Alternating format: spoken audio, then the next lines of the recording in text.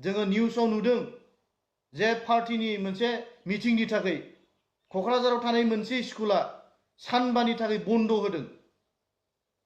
आदा दिपेन बर' नोंथाङा बुंनो हागोन ना बियो थिग जादों? नोंथाङा बुंनो हागोन ना बियो आबसुनि थाखाय मोनसे मोजां मोनसे इमेज जादों? जाय आबसुआ दिनै स्टुडेन्टफोरनि सेन्टिमेन्टआव स्टुडेन्टफोरनि जथायाव दाजानाय मोनसे अनुस्थान संगठन। दिनै नोंथांनि आमोलाव बै गथ'फ्रा बै मोनसे मिटिंआव भलन्टियार्स थाहैनो थाखाय बै मोनसे मिटिंनि थाखाय मोनसे स्कुला जुदि सानबा गाहाम जुदि बन्द जायोब्ला मा बे गथ'नि एजुकेशनेल बेसिसाव बियो खहा जानायखौ नोंथाङा नुवाखै नामा? नोंथाङा आबसुनि प्रेसिडेन्ट जानानै हाउ कुड इउ डु डेट? आदा दिपेन नोंथांनाव आं सोंदों, नोंथाङा जुदि स्टुडेन्टफोरनि लाभ लसखौनो जुदि बुजिनो हायाखैबा नोंथाङा माब्रै आबसुनि प्रेसिडेन्ट जादों?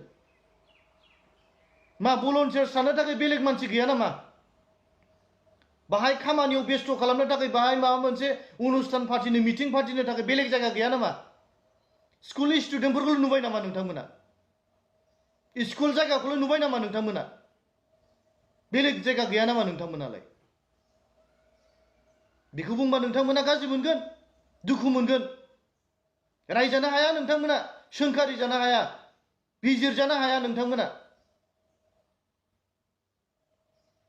किन्तु रावबो जुदि बिजिरग्रा थायाबा, बुंग्रा थायाबा, नोंथांमोननि दुर्बलताखौ लेकिंसफोरखौ थालांनायफोरखौ बुंग्रा थायाबा बोरै फोसाबजानो, बोरै कारेक्सन जानो? बेखायनो नोंथांमोना सिनसियार जानानै माव, गासिबो बिथिङाव सिनसियार जानानै माव। नोंथांमोनानो दङ राजायाव, सासन खालामग्रायाव, बेखायनो नोंथांमोना सिनसियार जानानै खामानिफोरखौ माव। अब्ला जों बयबो हालामनि मानसिफ्रा, रायजो राजाफ्रा नोंथांमोननि सायाव गोजोननाय थागोन आरो नोंथांमोनखौ बयबो बाख्नायगोन, नोंथांमोनखौ गाज्रि नुनाय नङा।